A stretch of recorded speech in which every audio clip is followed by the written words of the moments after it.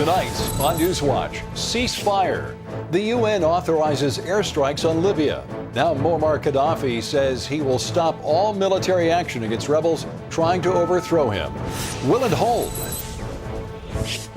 Plus, increasing danger. Japan says the problems inside a nuclear power plant are getting worse as radiation spreads even further.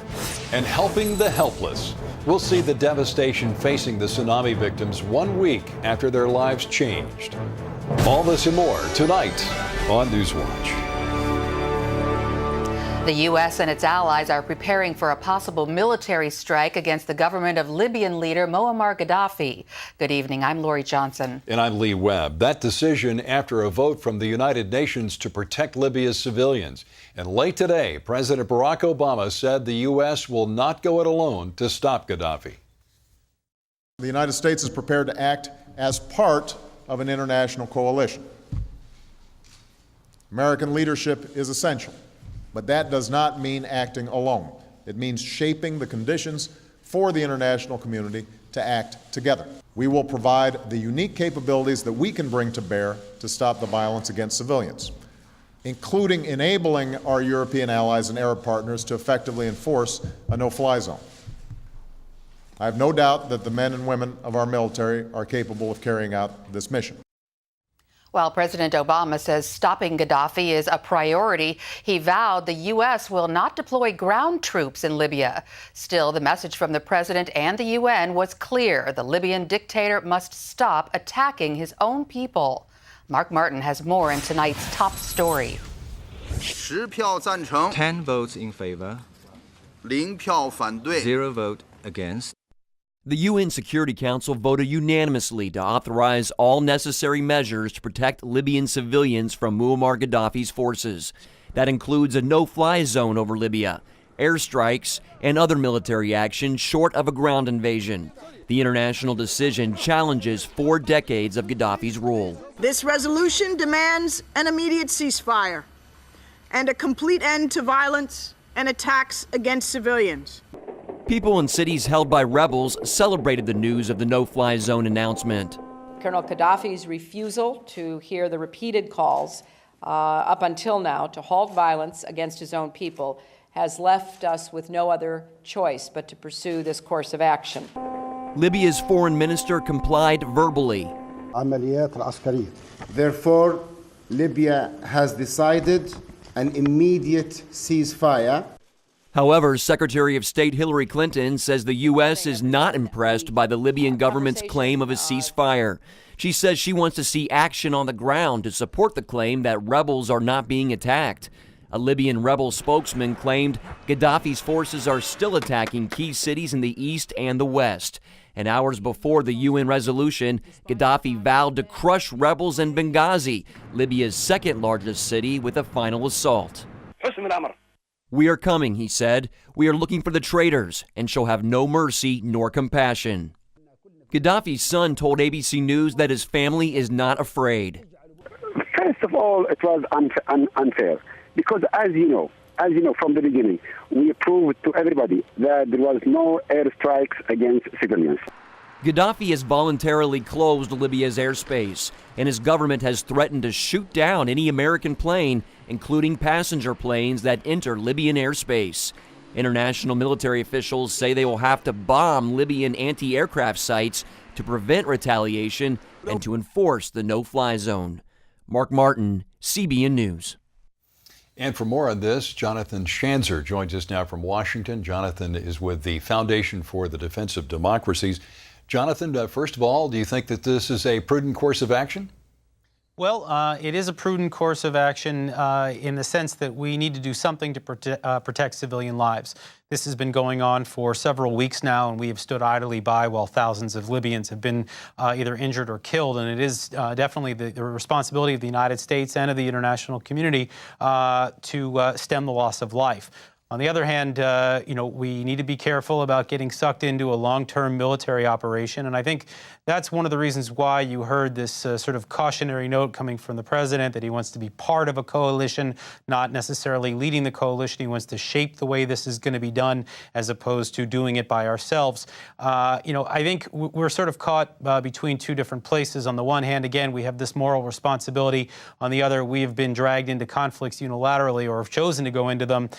And then not be able to sort of figure out where the exit was. So at the end of the day, though, I have to say that this has been a lack of leadership on the part of the U.S. The fact that we let it go this long was the part of this that was not prudent. Andrew McCarthy, a conservative, argues in the National Review today that our military involvement makes absolutely no sense because we have no national security interest in Libya and no guarantee that what might replace Gaddafi would be better. Would you agree with that? Well, I agree to an extent. Certainly we don't have major interests in Libya, but as the leader of the free world, I think we have a responsibility to ensure that civilians are not bombarded by brutal dictators like Muammar Gaddafi. But as far as who would step in after Gaddafi, that is, I think, a very important question. And it could have been another one of the reasons why we saw some indecisive leadership on the part of the White House. The Libyan opposition is, to say the least, a mixed bag. You have Islamists, you've got members of the Libyan Islamic Fighting Group, which is an affiliate of al-Qaeda, and you have Democrats. We don't know who exactly is in charge, and really, from one city to the next, there are different folks in charge with different inclinations. So this is one of the challenges that we are certainly going to have moving forward if, in fact, we remove Gaddafi from power. Well, Jonathan, thanks for your insights. We appreciate it. My pleasure. In other news today, government snipers in Yemen shot and killed at least 40 people today. The snipers fired into a huge crowd of demonstrators who were calling on President Ali Abdullah Saleh to step down. Hundreds more were injured. Opposition leaders called the shootings a massacre. Saleh has ruled Yemen for 30 years. It was the harshest government response since the popular uprising began a month ago. President Obama condemned the violence and said those responsible would be held accountable. For the first time, Japan's nuclear experts admit the scale of its nuclear crisis is overwhelming. It now ranks with the 1979 Three Mile Island accident in Pennsylvania. This morning, Japanese soldiers and firefighters worked on the ground to spray water on the overheated nuclear fuel rods. Japanese leaders are also asking the U.S. for whatever technical help it can provide. The country's nuclear alert has moved up a notch on an international scale. The decision was made after complaints that Japan was underplaying the severity of the nuclear problem. All the workers at the plant volunteered for the dangerous mission. They know they're risking their lives for the good of others, and we're learning more about the conditions at the plant through their messages to loved ones at home. The 180 workers are being rotated in and out of the danger zone, then sleeping and eating in a small decontaminated area. They know the world is depending on them to avert catastrophe. They're also aware that it may cost them their lives. Their families know it too. This woman says, "My husband is working knowing he could be radiated." In an email, he told her, "Please continue to live well. I cannot be home for a while." Another email made public, this one on national television, reads, "My father is still working at the plant. They're running out of food. We think conditions are really tough." He says he's accepted his fate, much like a death sentence. And on Twitter, there are these. "My dad went to the nuclear plant. I never heard my mother cry so hard." People are struggling, sacrificing themselves to protect you. Please, Dad, come back alive. Michael Freelander worked in crisis management at similar American nuclear plants and says the workers are prepared to die. I can tell you with 100% certainty, they are absolutely committed to combating this casualty and doing whatever is humanly necessary to put these plants in a safe condition. Right now, the Japanese workers are undertaking the Feed and Bleed mission, where they feed the reactor seawater to bleed the heat away from it through steam. They're probably drinking cold water, and they're probably eating military-style, made-ready-to-eat packages. It's cold, it's dark, and you're doing that while trying to make sure that you're not contaminating yourself while you're eating. Almost 7,000 people died in last week's earthquake and tsunami. Another 10,000 are still missing, and more than 500,000 are said to be homeless. Relief work is hampered by the nuclear crisis and people hoarding food and gas. Travel to the earthquake zone is still very hazardous, we're told. CBN's Operation Blessing is on the ground delivering food and supplies, though, and David Darg has this report. Coast of the Awadi Prefecture, and this is the second day in a row that Operation Blessing has been able to deliver essential relief supplies to some of the hardest hit areas here in Japan. We're in an auditorium, a huge auditorium here in the town, where most of the residents have fled to. There are about 1,000 people sleeping here, living here now. Their homes have been completely destroyed, and those are the homes that we're seeing obliterated, washed up just like matchsticks and piles of debris. And Operation Blessing has brought bags and bags of rice here. We've unloaded it into the kitchen, and they're extremely happy, and they're telling us this is the first rice we've got. We've been without rice, we need it. The rice has been a huge blessing today, and we're privileged to be serving this town in its hour of greatest need. Praise God for their work. A Wisconsin judge is blocking the state's new collective bargaining law. Today, the judge issued a temporary restraining order stopping the law from taking effect. It's the result of a lawsuit filed by the state's attorney general saying legislative rules were broken in passing the law. This is the measure that drew tens of thousands of protesters to the state capitol and sent some Democrats fleeing the state. Republican Governor Scott Walker signed the bill last week. It takes away collective bargaining rights for state employees. Coming up, unwelcome at home. Messianic Jews in Israel deal with daily persecution as their neighbors accuse them of destroying the country.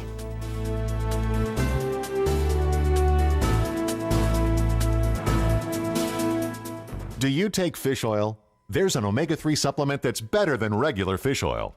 Staying healthy, it's not easy. I exercise regularly and eat lots of fruits and vegetables.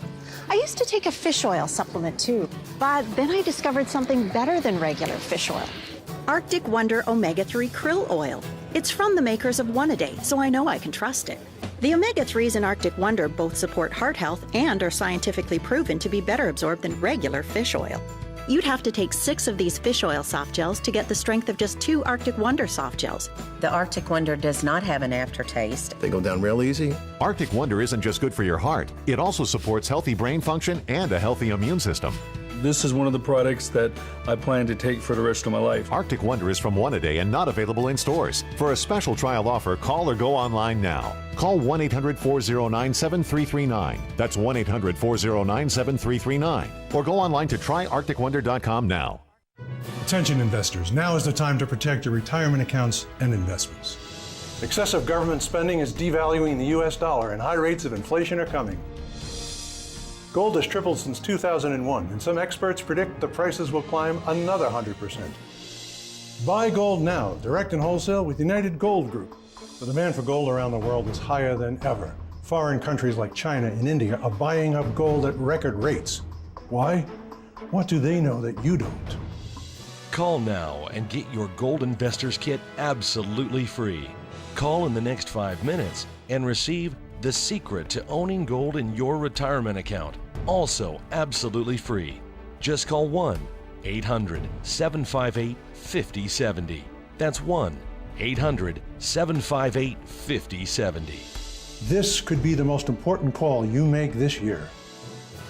United Gold Group, investing in America's future.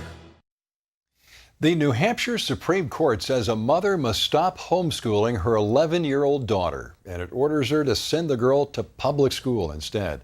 The ruling in a custody battle between her parents. The father sued, saying his ex-wife's Christian teachings in her homeschool curriculum were bad for their daughter.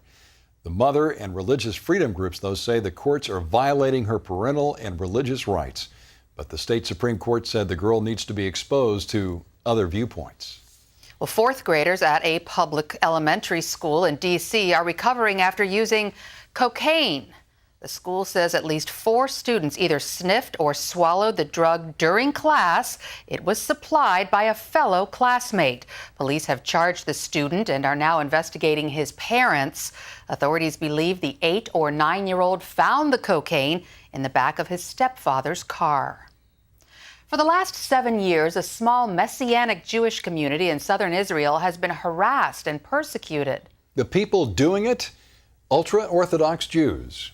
Chris Mitchell went there to see how the Messianic believers are holding up. Some 200 Orthodox protesters demonstrated outside the home of a Messianic Jew and against the 100 or so members of the Messianic community in Arad, accusing them of missionary activity.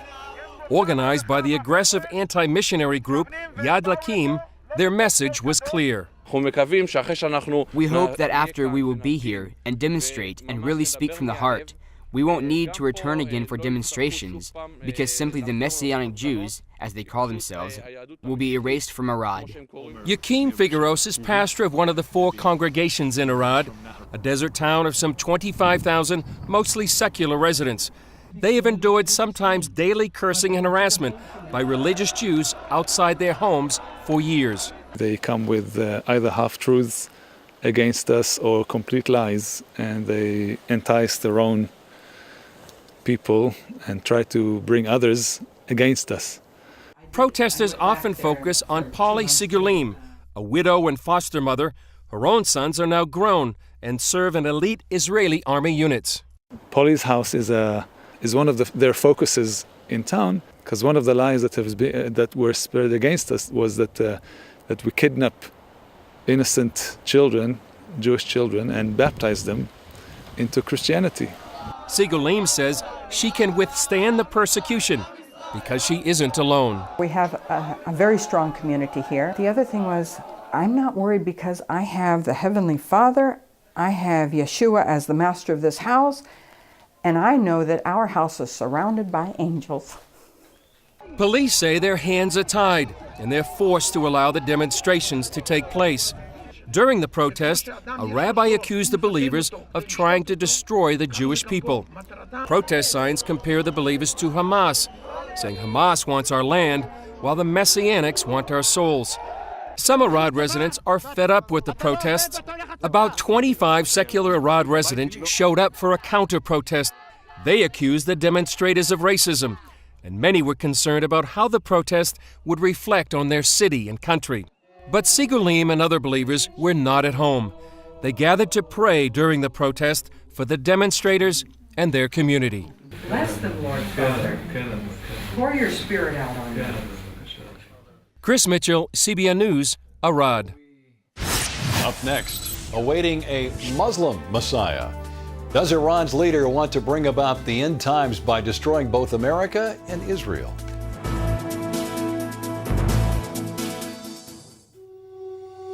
The doctor said to me, Peggy, you don't understand.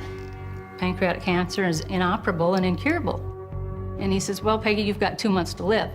It was like he was telling me, go to the store. There was no compassion. Yeah, it was heartbreaking. My life was an hourglass. I was home, laying on the couch, just dying. My sister Pam called the Cancer Treatment Centers of America. When I got there, I knew that I was going to be cared for. I met with the doctor after the tests were done and said, how long do I have? And he looked at me and he said, Peggy, we did a lot of tests on you, and I never saw one thing stamped out on the bottom of your foot that said you were going to die in 2 months. You have no expiration date. And I thought, wow. Cancer Treatment Centers of America is unlike any other cancer hospital, full of hope, committed to your fight. We use every weapon: surgery, chemotherapy, radiation, nutrition, spiritual support, and mind-body medicine. We surround you with a real team, working together, all under one roof. Each time I went back to the Cancer Treatment Centers of America, I responded better. My tumors were shrinking. Came back in September again, and they still couldn't see anything. I said, you're kidding me. We'll see how it goes. We'll keep testing, but we can't see the tumors anymore. Please call the number on your screen to speak with an oncology information specialist and receive a life-changing information kit and DVD packed with valuable information. Call now and learn about treatment options you may not even know exist. It's really unbelievable how one doctor can tell me I have 2 months to live. And then I go to the Cancer Treatment Centers of America and they saved my life. Hope is a mainstay. Hope is everything. Don't give up. Your fight is our fight. Call Cancer Treatment Centers of America today. Millions of Muslims believe that a savior known as the Mahdi will one day return to rescue humanity. But before he can appear, they say Israel and America must be destroyed. One leader wants to make that happen. George Thomas explains in tonight's Focus Report. Amidst the chants of death to America, death to Israel, President Mahmoud Ahmadinejad recently announced to massive crowds in Iran that a new Middle East is emerging. With the grace of God and thanks to the resistance of nations, the new Middle East will be realized soon without the American and the Zionist regimes. He says the chaos in the region is organized by the Imam Mahdi. The final move has begun, Ahmadinejad said. We are in the middle of a world revolution managed by this dear, reference here to the 12th Imam.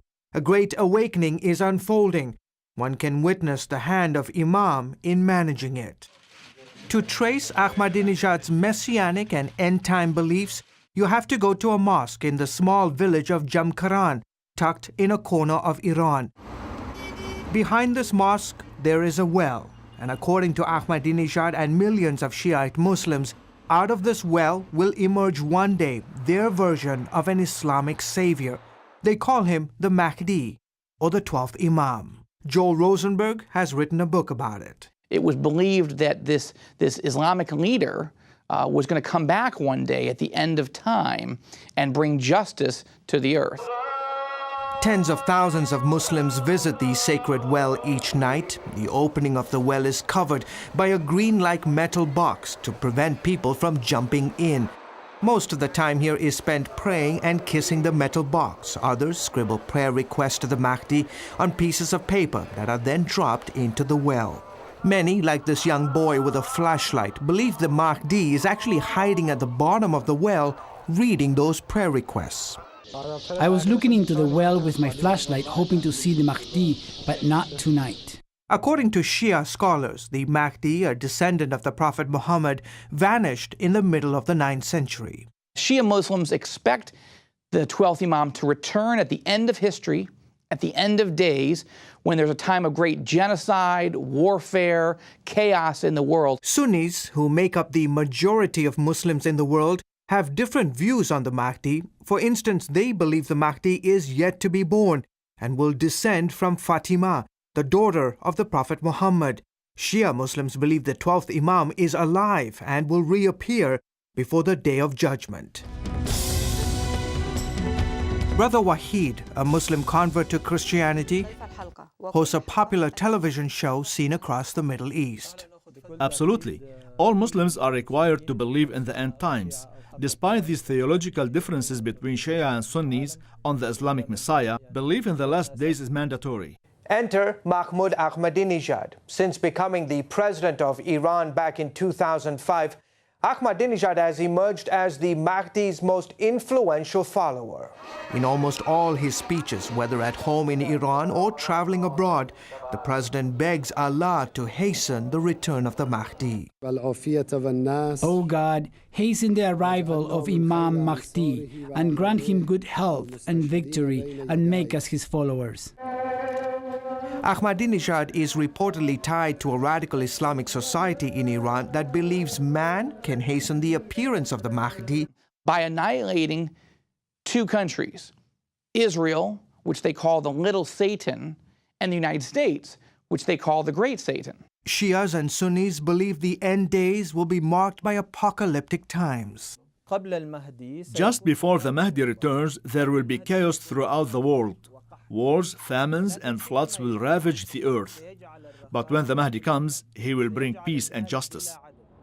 Muslims believe that when the Mahdi returns, he will be accompanied by Jesus Christ, also known in Islam as the Prophet Isa. They believe that Jesus will physically return to this world. He will kill the pigs, break the crosses, kill the Jews, and defeat the Antichrist. But until that day comes, Ahmadinejad, who sees himself as a kind of John the Baptist figure, is telling the world to prepare. He believes the end of time is near, that the Islamic Messiah is coming, And the way to accelerate or hasten the 12th Imam's arrival and reign on earth is to destroy Judeo-Christian civilization as we know it. George Thomas, CBN News. Up next, from Germany to Pittsburgh with love. A man's postcards of appreciation to 3 World War II soldiers.